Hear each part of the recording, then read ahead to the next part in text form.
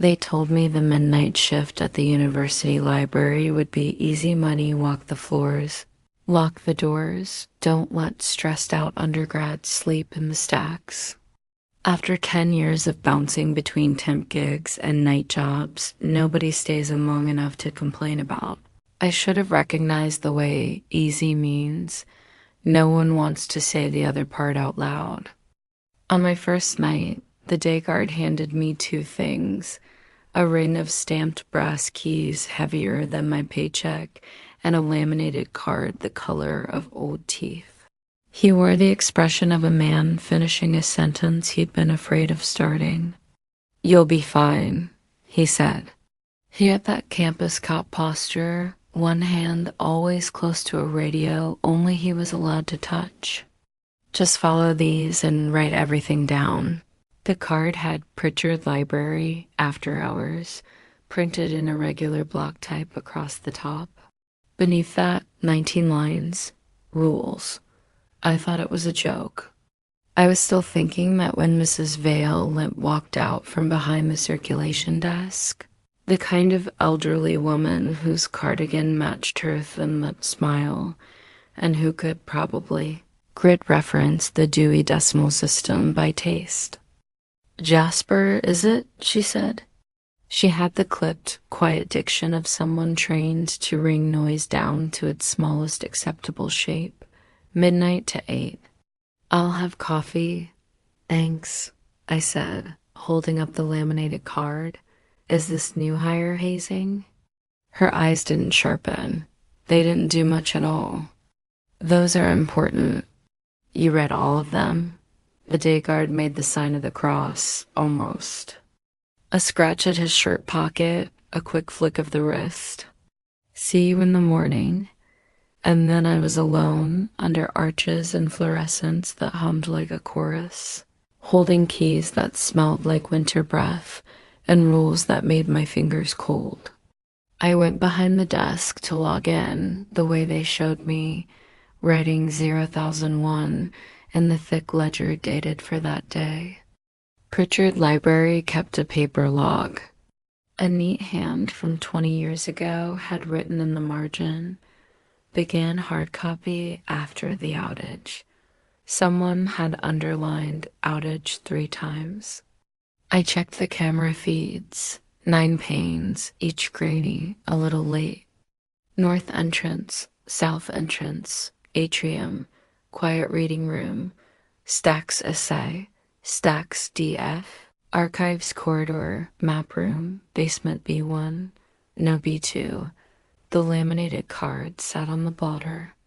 My eyes kept returning, the way you feel a loose tooth with your tongue.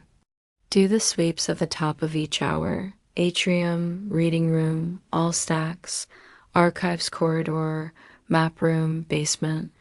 Write observations and log. If you cannot complete a sweep, note why. Do not take the elevator if the floor display reads B2. There is no B2. Lock the north entrance at 12:02 a.m. exactly. Not before. Not after. Any patron without a backpack after midnight must be asked for ID. If the issue date is earlier than 2004, escort them to the desk and offer a returns bag. Do not touch anything they hand you. If you find a request card with red ink and a damp sheen, stamp denied and burn it in the staff kitchen sink. Do not read the title aloud. If the microfilm reader begins cycling on its own at 1:17 a.m., sit and crank the reel until text appears. Read it once. Do not repeat what you read or look at the reader's glass afterward. If the clock in the atrium stops at 3 a.m., wind it once, 8 turns. Do not check your phone. If a child asks where the bathrooms are at 2:44 a.m., walk them to the staff restroom while facing them. Do not let them touch you. Do not turn around. If anyone asks for the map cabinet, drawer 13, it is always out. Offer 12 instead. The woman in the green shawl will ask for an outlet. Give her the brass key marked R2 and return to the desk. Do not follow. If the book drop knocks, knock 3 times in reply. If it knocks twice, do not open it. If the phone rings from extension 7713, pick up and say, "We do not have it," then hang up. Do not allow bare feet in the building. If you see yourself on camera, wave. Do not look at the camera in person. At 4:19 a.m., someone will ask for the time. Say it's early. Do not give a number. Return any pencil you borrow. They count. Do not let anyone behind the desk unless it is the person with the brass crescent pinned to their left breast. At 5:55 a.m., unlock the north entrance. Watch for a gust of cold air. If it smells like printer toner, keep the door closed for 1 minute. Under no circumstances enter Rare West Wing after 2 a.m. If someone insists, call the night librarian. Do not go. My mouth made a small grin before I knew it. The grin faded as the building settled around me, the massive bones of it, and the tiny sounds you'll only hear when it's just you and the emptiness between stacks. Rules like that aren't written if someone isn't afraid. The clock over the atrium read 11:58 p.m. I made my first sweep, legs echoing on terrazzo. The library had the unlovable beauty old institutions accrue, marble chipped in patches that were aggressively buffed, deep window seats with cushions too narrow for comfort, oak tables carved with generations of initials. The quiet reading room doubled as a hall with portraits of founders looking as if they were waiting for you to put a book back incorrectly. The air felt colder than it should have. Pritchard's heating was always a little behind the season. The day guard had warned me. Trust the thermostat in the staff kitchen, not the one under the mezzanine. I checked the north doors at 12:01. Students were streaming out in 2s and 3s. The last caffeinated push before midnight turned the place into a different building. I held the door open for a girl whose nose was red from the cold. "Thanks," she said, muffled behind a scarf with the university crest. "Closing to new entries," I said. She nodded like she could see the sign in my voice. At 12:02, exactly, I turned the key in the north entrance's ancient lock. Everything around me seemed to exhale, a long settling. Through the glass, campus became an aquarium scene, people floating a little slower in the sodium bulb's brine. One of the 9 camera panes flickered, the bottom left, basement B1. The elevator and frame had no one inside. Its floor indicator showed a dash, then a 1. Then I told myself I hadn't seen a 2. At 12:10, the book drop knocked. It startled me because I was in the process of telling myself this wasn't that kind of place. A smooth, polite sound tap, tap, tap like someone knocking their knuckles delicately against a wooden panel. The book drop lived in a brushed steel hatch next to the desk, feeding a chute from outside where commuters and night owls could stuff in their returns. I knocked 3 times back. Tap, tap, tap. No reply. I waited. The silence pressed around my ears. The camera panes reflected soft light on the desk. Somewhere, something in the building breathed in and out ventilation. Old pipes, or exactly the kind of personification you should not afford to a place if you want to do your job. I opened the book drop. A library book lay inside, fat and battered, wrapped in a heat-shrunk protective cover that had long since peeled at the corners. It bent enough that I could see the checkout slip pasted inside the back cover, a grid of dates stamped in red ink. The oldest date had been crossed out and penciled over so many times I couldn't read it. Someone had written "fines paid" across the grid and then underlined it with a tired hand. It hit me only then that I had opened the drop, even though it didn't hawk back. The rule hadn't said not to open it then, just not to open if it knocked twice. I was being precise because I wanted to be, not because I felt precise was protection. The title of the book was An Introduction to Thermodynamics and Statistical Mechanics. It should have felt safe. The plastic crackled in my hands. You shouldn't touch those. The voice came from 2 feet away and from nowhere. I put the book down as if it were somebody's child. You startled me, I said. A young woman stood on the patron side of the desk, a green shawl draped around her shoulders. The shade was peculiar, the green of oxidized copper, almost luminous against the fluorescence. She had a face that would fade in a crowd, light hair tucked behind round ears, eyes that couldn't settle on mine. I glanced at her shoes. Tan flats, good. Sorry, she said without sounding it. Do you have an outlet I can use? My laptop is dying. She lifted a slim machine like she was showing me evidence. The laminated card had a line for her. I looked down and saw, the woman in the green shawl will ask for an outlet. I ran a thumb under the keys till I felt raised letters. R2. You can use the table in the rare reading room, I said, and pulled the key free. It was old brass, worn smooth, the letter stamped deep. I put it on the desk. She didn't take it. Can you show me? She said, I can't leave the desk right now. I lied, because I could. Past the portraits, first door on the left. That key will open it. She didn't seem to want to touch the key. She finally reached 2 fingers and a thumb and lifted it like it weighed as much as the whole ring. The green shawl brushed the desk's edge. Her nails were clean, clipped neatly. The recent grads they hired to shelve books all have bitten nails. Thanks, she said. You're new. I felt myself defaulting to a smile. Night 1. Well, don't read the gloss, she added, and then turned, shawl drifting. She walked toward the quiet room.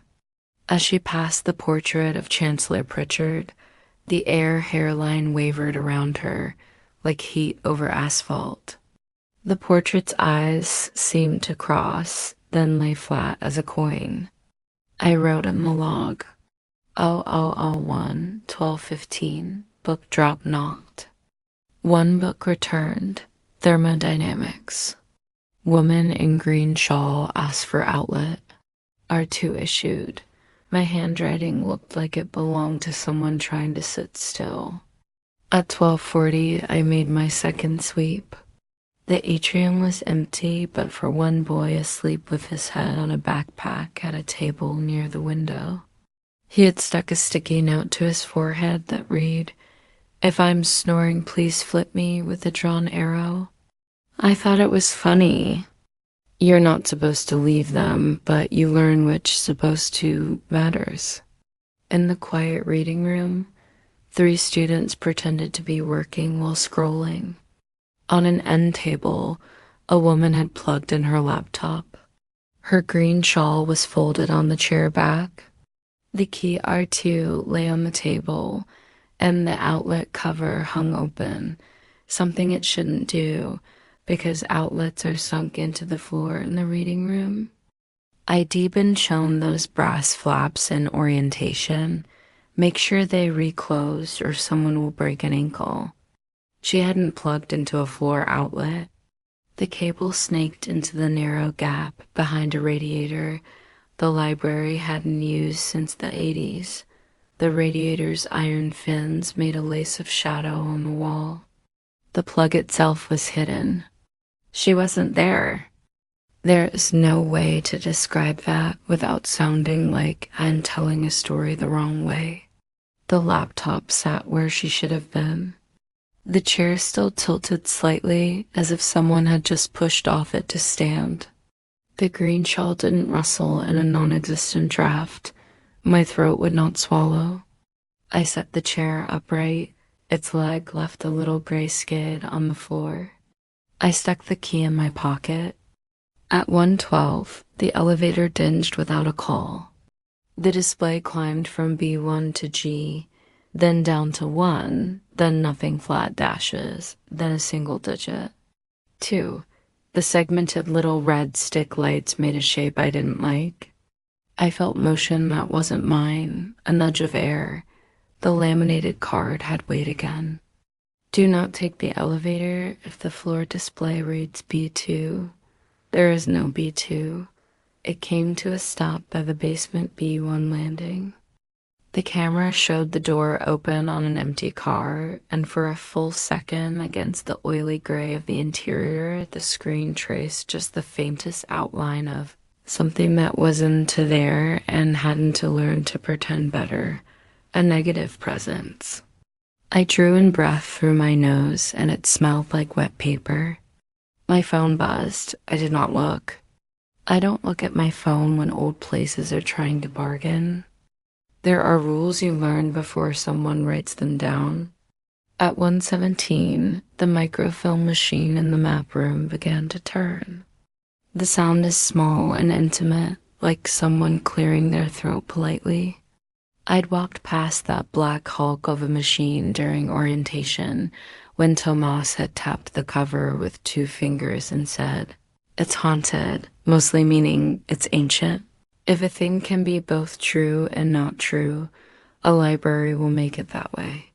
The laminated card said to sit and crank the reel until text appeared. I did that, palms sweating at the familiar friction as I rotated the knob.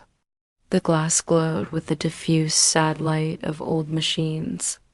The reel chattered between my fingers, and then the blur of nothing resolved into a block of text. It wasn't a news article frame like what you'd look for on microfilm. It was a line in the middle of blackness. Do not look at the glass. I would have laughed if my tongue were in a dead fish in my mouth. I read the line once. My phone buzzed again. I did not look at the glass. I did not repeat the sentence. I wrote it down in the log exactly and then crossed it out once. "Hello?" Came a voice from the map room door. "Is anyone oh? There you are." The young woman with the round ears did not wear a green shawl now. She wore a cardigan the color of the library tables and a clip with the library logo pinned to her chest. The clip was a brass crescent, Rule 17, the night librarian. "I'm sorry," I started. You should get the north stairwell," she said. She faltered, and her eyes shifted not quite in unison. "There's someone by the window. We're close to new entry," I said. I stood. For a second I wanted to look at the glass. The card in my pocket felt like it would burn through the fabric. I turned instead and came after her. The north stairwell's concrete has a smell, the smell of every dorm stairwell and basement you've ever known, plus a decade-old laundry basket. We opened the door and went up 1 flight. The window at the landing recorded campus as specks and ribbons. A girl stood in front of the glass facing the landing. She had the drowned look of someone studying a thing they're not supposed to touch. She was barefoot. I felt the back of my neck tighten. Rule 13 is a strange one to write, as if it needed a place next to haunted microfilm and impossible basements. No bare feet. "Hey," I said evenly. "Are you all right? You can't be up here." And the words in a manual voice. "No matter what happens at night, you bring out the handbook tone like a shield." "Shoes." She lifted her face slowly. It was an ordinary face. That made it worse. Her eyes did not reflect the fluorescent light. They ought to, just a pinprick. The glass behind her reflected her shape, but the reflection rippled fractionally out of sync. "I lost my shoes," she said. The words were right, but placed like someone arranging silverware for a photograph. "I need the bathroom." My jaw moved. 2:44 a.m. It wasn't 2:44 yet. It didn't matter. The rules run by times, but the intentions behind them do not. Okay, I said. Staff restrooms are this way. As I said it, her hand lifted toward me. The pale space of her palm where the skin should have creased had no lines. I stepped back, smiling like this was all happening the way it should. Let's go. She tilted her head. The night librarian watched me without expression. We started to the second floor, to the staff corridor. I had been shown a narrow door banded in metal. I walked backward, keeping my eyes on the girl. Her bare feet made almost no sound. She smiled when she saw me step carefully. It made my stomach cold. Can you help me find my shoes? She asked. We'll check lost and found, I said. We get everything, even people. The corridor grew narrower. Pipes ran over our heads, making a grid. I can make that sound sinister on purpose, but the truth is that behind the scenes in the library are 1,000 places where you get 3 steps.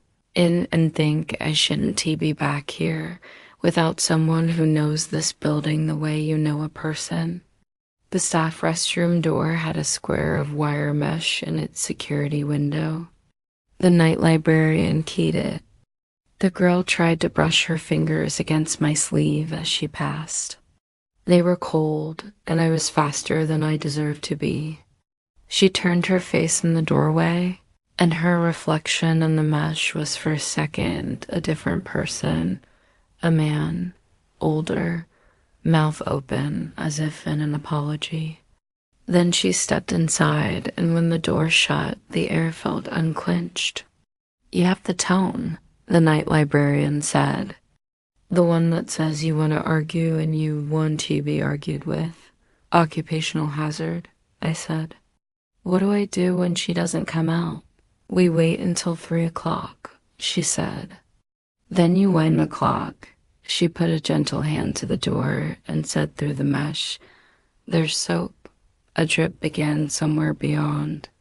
It took the shape of a heartbeat when I stopped trying to make it into a faucet. At 2 a.m., the building changed. Not the sound, not the temperature, the weight. A physics professor would tell you I was imagining the feeling of a lowered center of gravity. The lurch you get in an elevator that makes you think you're not moving when you are. You feel things like that at night because you are the smallest part of the building's ecosystem, and every tiny change makes you feel like the weather has shifted.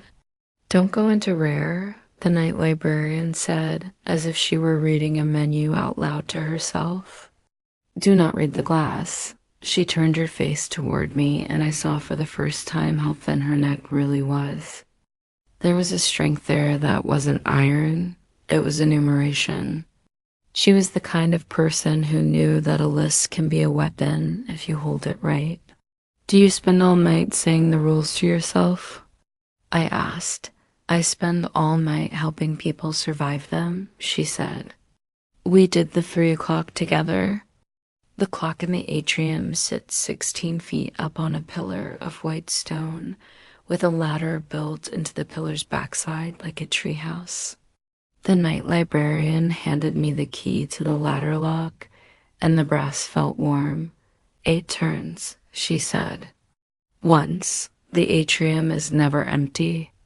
Even when there is no one in the chairs, there is still the press of voices. Sometimes it's the memory of voices bouncing off marble and glass. Sometimes it is voices. I climbed and wound the clock. It ticked obediently. It didn't like it. There's no way to tell a clock's mood except that you know.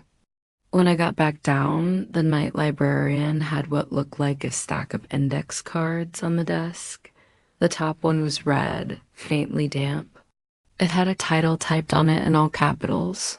Mina Caldwell, sheet music, thesis. She had the denied stamp in her hand, and she hesitated. I did not know why that single card made my palms sweat. Is that a real person?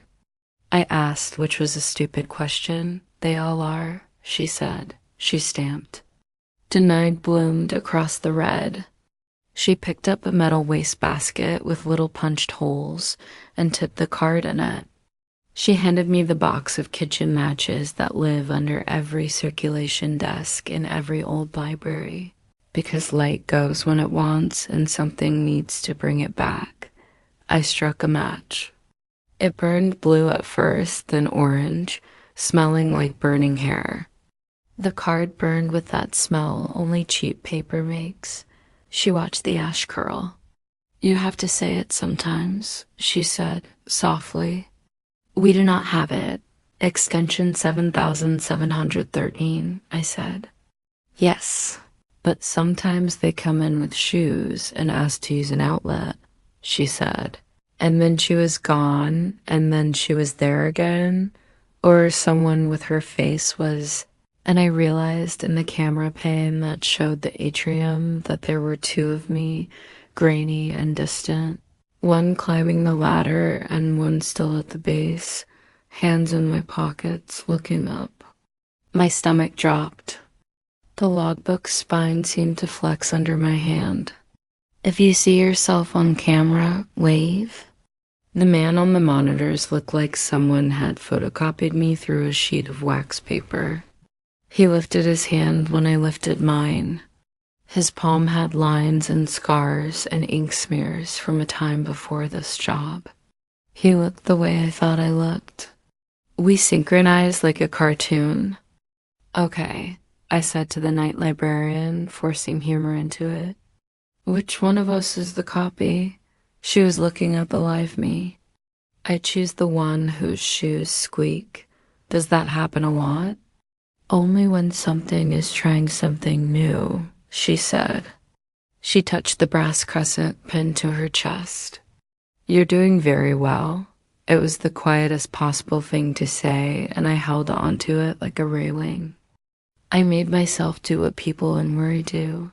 I went and cleaned something. There is a joy in being able to make a surface behave. I found a bottle of wood cleaner in the staff kitchen and buffed the smears out of the desk and put the pencil's point down in their can and told myself that when you show a place you will look after it. Sometimes it looks after you. At 3:19, the phone rang. The extension flashed 7713. I picked up and said, "We do not have it," and the line went dead with a flatness that made my ear ring. At 3:31, the book drop knocked twice. I stared at the hatch long enough to count 3 slow breaths. I did not open it. At 3:33, the elevator arrived at B1 again, and the floor display stuttered through a shape that wasn't a number. The sticks of red light trying to make an angle they had never been designed to make. At 4:12, the camera in stacks DF flickered and showed, for a single frame, a person moving between shelves who did not move like people move. The way birds are dinosaurs if you look from the edges. At 4:19, a man in a suit I would have called mothballed if I had been unkind stood by the circulation desk and asked, "Do you have the time?" He was perfectly polite. He smiled with his teeth together, like it hurt to show them. The face he wore was one from a portrait on the quiet room wall. "It's early," I said. "Ah," he said. "Thank you." He put a hand to his tie, not the way a man might put a hand to his throat. He did not look at my hands, or he looked at every part of me too carefully to make it look like looking. He walked away. When he reached the north doors, he turned as if to test something about how glass held him. It did not hold him. He stood and waited until the slow drift of cold air made the curtains under the vents tremble. Then he came back in a straight line and was gone. A moment in the north camera pane shimmered and then was ordinary. If this all sounds like superstition given the weight of old buildings, I invite you to get a job where the rules look like warnings written by people who never explain themselves.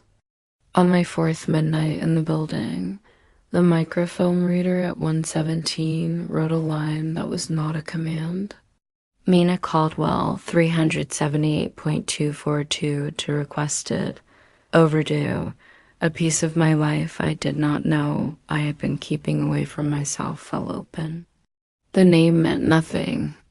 The sick cold felt like a coincidental breeze until I walked into Archives corridor and saw on the cinder block wall above a locked door the framed photocopies of missing student notices over the past years, the ones the university had long since taken down from campus. Bulletin boards and delivered to the archives as ephemera.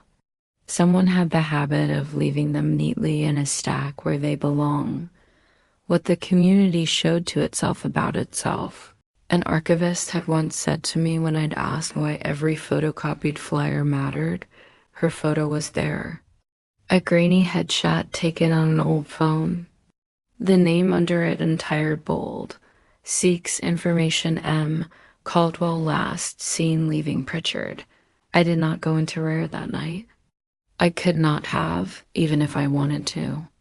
The door had a brass escutcheon that looked heavy, and doors like that remember hands. I threw myself at work like a man in a rowboat that thinks he can outpace the tide, and I went home at 8 in the gray that stutters, and I slept like a man who has a dog at the foot of his bed, making sure nothing can climb on from the dark. I brought the rules home. I made a copy by hand, sitting at my kitchen table, because something in me did not want a printer involved. I wrote them in my handwriting. When you write something yourself, you're facing it, not just seeing it. Rule 19 looked at me the whole time. Under no circumstances enter rare West Wing after 2 a.m. If someone insists, call the night librarian. Do not go, I added to my copy in pencil, unless. On my fifth midnight, the night librarian told me her name was Eleanor. I asked if there had been others. She raised one shoulder, and it took a second to settle back. Everyone in the library is a replacement for someone else. We are not irreplaceable, we're shelved.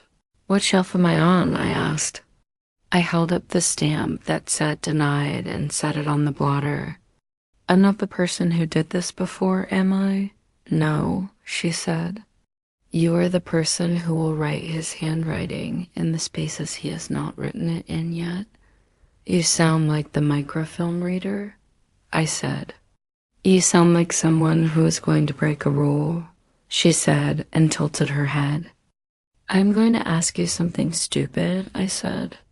If I wanted to help somebody who was overdue, what would I do? Pay their fines, she said, and then shook her head once, small and grave. No, that isn't fair. We do not do that to people. But the ones who ask for the map drawer 13, they are telling you where the tunnels go. What happens down there? The same things that happen up here, she said. In the dark and with more earnestness, we were interrupted by the sound of bare feet. He was a boy this time, hair in his eyes, his face like a smudge given features, and he was wearing a t-shirt as if it were summer. He had no shoes. He was looking at the floor while I looked at his feet and then up again, and the panic point in my chest made a hollow. He started. I have to take you, I said. Looking at me, okay? Don't touch me. He looked at me like I was both the most and least important person he had ever seen. The night librarian watched us with her hands clasped to keep them from doing another thing. I walked backward. He walked forward, patient as rain. In the wire mesh, a man watched. He looked like a professor who had never learned what to do with his hands. When I latched the bathroom door behind the boy, the man in the mesh mouthed a thank you. It came out like steam. I broke the rule on the seventh night because I could not stand being the person who never did. It was 2:03. Rare was a ring of wood and silence. The portraits in the quiet reading room all had eyes that had been varnished over so often the black looked like holes. The door to Rare West Wing had no reason to open like that, like an exhale. The automatic closers would have made it give a nudge and a whisper, none of the theater of a hatch on a submarine. But it opened the way you dream doors do when you finally find them. Inside, for a first impression, it looked like any special collections reading room. Tables, chairs, a glassed-in desk where a staff member would sit and watch you turn pages with a foam cradle and a snake weight. Casework with displays of rare volumes. The titles on display were not titles, just letter forms that meant nothing to anyone in this building. A map on the wall had a title block with a tiny line of copy, where things hid. I smiled at it because I needed to. Mina Caldwell, I said, as if the room would correct me if I pronounced it wrong. The sound went into the wood. I did the atavistic thing you do when you are alone. I cleared my throat and tried again. Mina Caldwell, I am here to return something that I yes unto mine, and take something that doesn't belong. Nonsense. It's good to say nonsense in rooms like that. It proves you have not let the place tell you everything you say must count. Under the glass, a drawer looked like a map case built as a memory of a map case. There were drawers numbered up to 12. The 13th was a seam that had not been cut, but had always planned to be. Drawer 13 is always out, I said aloud, in the tone of Rule 9, and the wood shifted sideways on its rails in a slow, rude slide. I pulled, and the room got colder. The drawer held a single object, a spiral-bound stack of staff request cards, each with a hole punched in the corner and a brass ring binding them. The top card was red. It was faintly damp. It said, Mina Caldwell, sheet music, thesis. The words below that said, requested by guest. Below that was a date. It was a night in November 2 years ago. There was an ink smudge where a stamp might have been lifted in a hurry. The bottom line had a space marked handled by, and a hand had written Ev, and then scribbled it out. I lifted the card from where it lay. The weight was more than paper makes. I turned it over. On the back, in pencil, someone had written a list like the laminate in my pocket. Small, neat capitals. Find the call number they think belongs to them. It will be wrong. Substitute a call number that belongs to you. Remove your card from the catalog. Do not get stamped. Never go down. Before I could decide whether to stamp denied on the card, the elevator dinged. I heard it from the hall, through the walls, through the bones of the building I had named in my head, so I wouldn't feel like a man inside a stranger's chest. It dinged 3 times like a polite finger on a bell. The floor indicator didn't show on the camera because I wasn't looking. I turned the card over and put it in my jacket pocket. As I moved toward the hall, the night librarian appeared at the door I had broken a rule to go through. Her hand on the jamb looked like a notation. I know, she said, so quietly that it felt like a concession she was making me. I know, but please don't go down. Down? I said. It was a stupid way to pretend I didn't understand the word. Please, she said. You do not know who will be stamped. In the hall, the elevator doors were open on nothing. The interior light was a color named for offices. I stood on the threshold and leaned in. The floor indicator brightened a single bar at a time till it made a figure, and the figure was not a number. B, I said, because my mouth wanted to keep its shape the way the indicator lights had chosen theirs. And then I stepped back the way you do when you surprise yourself by being the person who does the foolish thing. I let the doors close. I can help people, I said to Eleanor. If I don't make up that I can. She looked at my face for a long time. Then she did something that made every possible organ in me want to stop. She unpinned the brass crescent from her chest and pressed it into my hand. Keep it, she said. It knows when you belong. I did not deserve it. But that is what a rule broken in the right direction feels like. It feels like someone trusting you with a thing they should not. I did not go down. I went instead to the farthest shelf in Stacks DF, where the books were tall as bread loaves and bound in colors I associated with private schools and old churches. I pulled volumes until I found a place where dust had made a frame and a gap made a weightless shadow. There was no gap. There never is, not when you look at it. But when I reached into the space, my hand closed on a call slip. It was the color of old milk, typed on it in capital letters like a gemstone is carved. Caldwell, M, music, sheet. The call number was wrong. That wrongness made a noise like a cheap violin being tuned. I turned the slip over and wrote my own name in the space labeled borrower. Then I wrote a number that always shows up in my life in ways I dislike, my street address as a kid, the number of my locker in middle school, the number of the precinct that once told me the accident had no one to blame and therefore no one to pay. I wrote it as a call number, 317.82. In the map room, the microfilm reader turned itself on and fed a blank reel through. In the atrium, the clock ticked like a heart afraid to speed up. In Rare, the drawers imagined themselves shut. In Archives corridor, an old flyer calling for information about a missing student fell off its tack and drifted to the floor. I carried the wrong call slip to the circulation desk and put it under the glass on the blotter. The glass had the built-in magnifier. It made the letters distort just enough to feel like someone had touched them. I reached into the pencil can and found a stub of a golf pencil, the kind you use to fill out browser slips. It looked like the pencils I had used to write my rules, except it was missing an eraser. The rules didn't ask me to erase anything optional.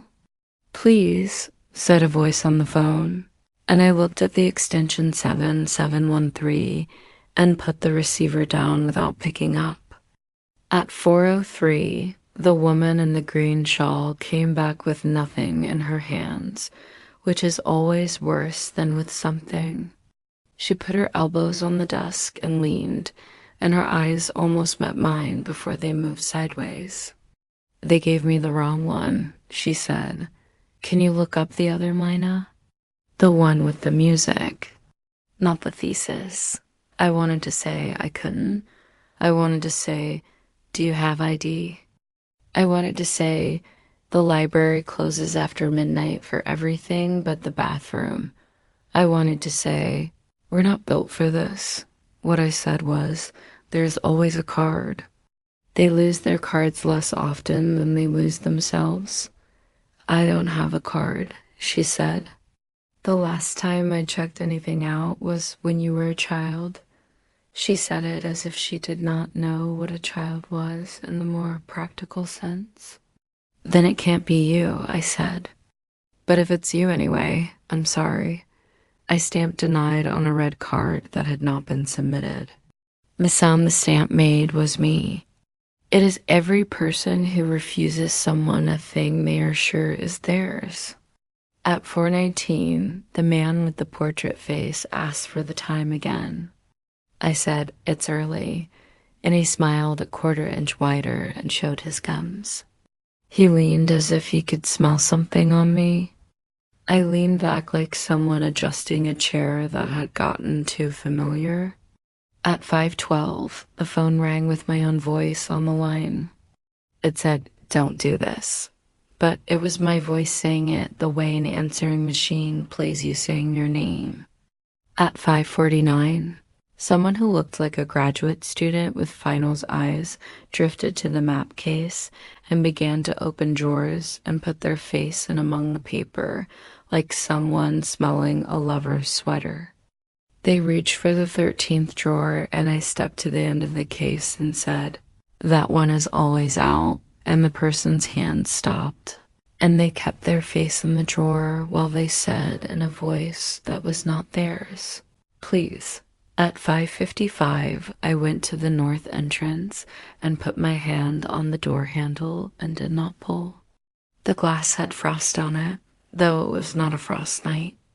Campus still lived out there, people moving from the places where books are kept to the places where the things they will remember happen. I could smell the cold and something like the inside of a photocopier that has been used all day and is tired of pushing toner through its worn-out lungs. When the hands on the atrium clock reached straight up, I turned the key. A gust came, and it smelled like printer toner and something else, something metallic that was like a brass key held in your mouth for too long. I put the brass crescent from my pocket back into Eleanor's hand, 6:04. "I took the wrong card," I said. "You wrote the right number," she said. "You didn't get stamped."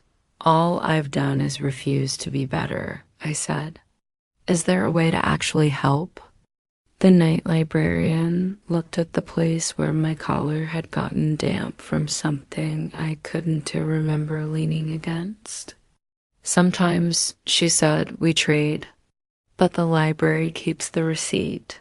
She opened a drawer under the desk and took out a cloth that had the precise weave of the green shawl, but was not green. She handed it to me. This was in the lost and found before any of us worked here. I held it and felt the tiny breeze the building made when it was pleased. The cloth smelled like dust you love. When you leave a job at night, you do not hurry or slow down. You use the same walk you use when you want a dog to believe the thunder means nothing. On my way out, I passed the portrait of Chancellor Pritchard. He looked like he had the patience to wait for me to make a mistake and the kindness to tell me that I would, and both these could be good. I went home. I slept. I dreamt that the elevator had no doors and that to use it you had to step into a moving stream, and that the stream was numbers, and that if you looked down at your feet you would see someone else. S number there, and that the number would be written with a pencil you could not sharpen and could not break. I am telling you this as a person in a chair at a desk at night with an index finger stained by ink, and skin that smells like wood oil, and phones that do not ring unless they want to be answered. I am telling you this because maybe you will do this job after me. Maybe you will inherit a set of keys and a list that has the shape of a room. Maybe you will think you are immune to the way a building uses you. I am telling you the rules to tell yourself when you go into a place built to hold knowledge and find out what it does with people. Do the sweeps. Do not ride when the lights spell something they shouldn't. Lock the doors at the minute you're told. Ask for ID when feet are bare because it reminds both of you that you are in a building with rules and not in the night's mouth. Burn the wrong requests. Read the line once. Win the clock. Walk backward for children. Keep 13 out. And this one I wrote myself on the back of the laminated card under Rule 19. Do not answer the radio when the voice asks for help and it is yours. Tell the person with you that it is early. Do not turn around. Do not get stamped. On my 9th midnight, I heard music. It was someone humming a string of notes with the shape of something I would know if I had ever been taught properly. It came from the stairwell I did not use because I preferred the one with the wire mesh view where the man in the lattice had placed his hands. The humming got closer the way cold gets closer. You don't hear the sound as much as you feel the shift in the air. A woman stood on the landing. She was neither the green shawl woman nor someone I could put in a portrait. She wore the school sweatshirt with the neck cut out and the sleeves pushed to her elbows. Her hair was the color hair is when you dye it brown because it used to be bright. She looked so ordinary that the sight of her in that stairwell felt like an emergency. I left something, she said. People leave everything, I said, and then clarified because night shift turns you into the sort of person who plays with the corners of sentences because it is how you don't go down. What was it? Sheet music, she said. And a thesis. You can't have both, I said. And it was true because rules are not about the things they say. They're about what they're trying to keep the world from doing. You have to pick one. I picked the one that does not make me into a story someone tells to feel frightened, she said. She was more tired than a person in a stairwell has any right to be. I do not know if I made a choice or if the night made it through me. The brass crescent in my pocket warmed against my leg. I took out the wrong card with the right number and held it up to her like a lantern. This is yours, I said. She looked at the card the way people look at photographs without their glasses. She leaned in, and her pupils did a thing I don't have words for, and her mouth made the shape of a very old gratitude. It could be, she said. If you write your name over mine, I already did, I said. I already borrowed you from a thing that doesn't love you. Then you'll have to go on being responsible, she said, and her laugh felt like the feeling when a book you forgot you loved falls open to your favorite page without you touching it. You can go out through the north doors when I unlock them, I said. Do not look at the copier when you pass it. She nodded and went down instead of up. The building shifted, a cat rearranging itself on the sofa of itself. I stood on the landing and thought about Vault 13 that does not exist and elevator floors that insist they do. I am telling you this because there will be a night when the rules feel like the only way to hold the shape of yourself. You will repeat them. You will think that if you follow them, you will go home with a body and a name, measured by street numbers and middle initials and utility bills. It is true. It is not entirely true. The night the storm knocked the power out at 2:12, and the emergency lights made the atrium a mouth open on teeth. The phone rang with no extension, and I picked it up because the rules do not cover that. And sometimes I'm the person who chooses to answer on purpose. The voice said, "You have overdue materials," and I laughed a sound like cheap paper and said, "I know," and put the receiver down gently like you put down a child who has fallen asleep and pretended they didn't. When the lights came back up, the microphone reader wrote 2 words without anyone cranking the reel. Thank you. The T and the H were so close they looked like a ligature. The Y and the O had fuzz around them like edges caught by light leaking through shutters. At dawn, I unlocked the north doors, and the gusts smelled like toner and lilacs because the landscaping had been redone, and the gardener had chosen bushes that knew how to be gentle. The first person in wore an orange vest and headphones, and an expression that meant they were here to make a thing you break yourself for look easy. They might have been a student. They might have been a ghost.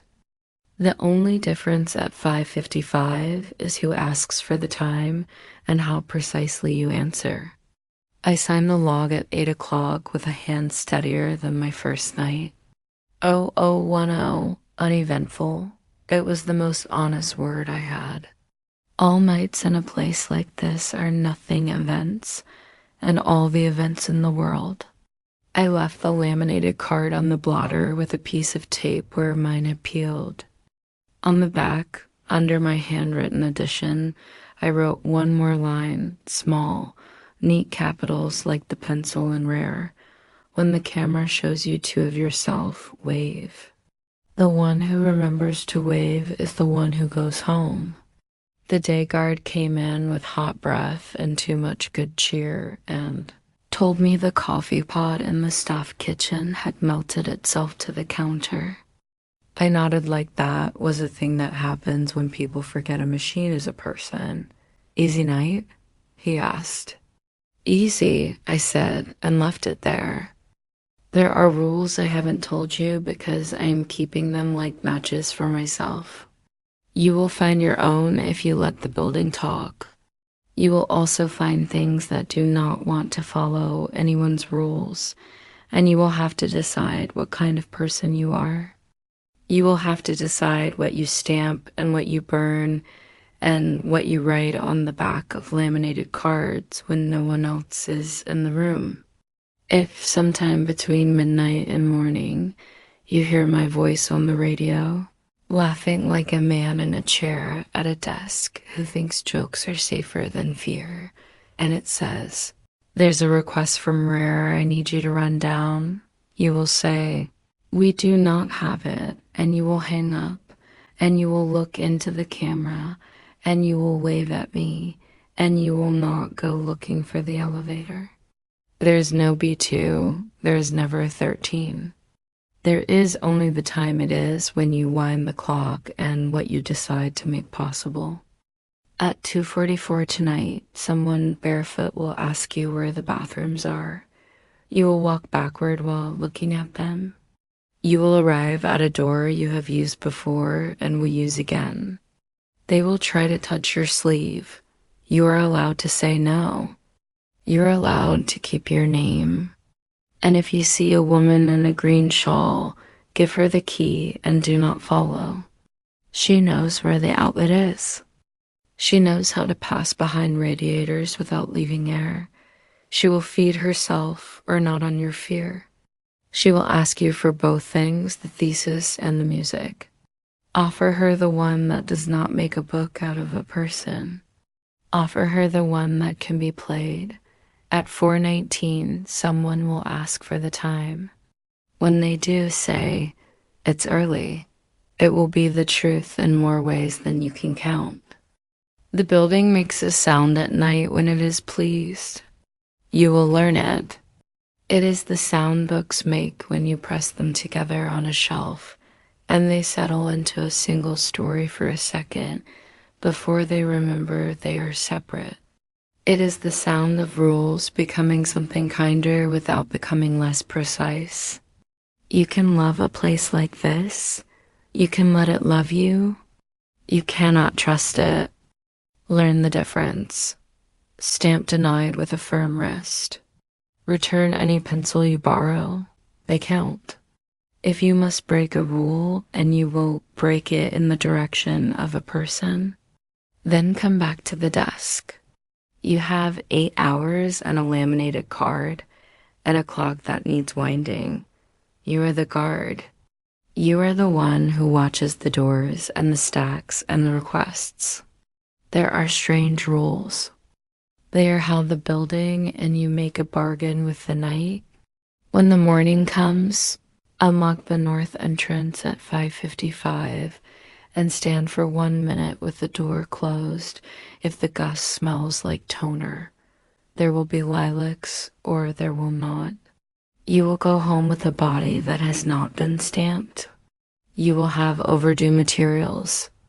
You will owe the kind of fine that can be paid in patience and watching and saying, "It's early. Do not ride when the lights spell a floor that is not a floor. Do not look at the glass. Do not give a number. Do not go down. And when the camera shows you two of yourself, wave. The one who waves goes home. The other one belongs in the stacks. He is good at being quiet. He knows the rules by heart. If you hear him ask for help, remember the library keeps every receipt. Never be the one who pays it with your name.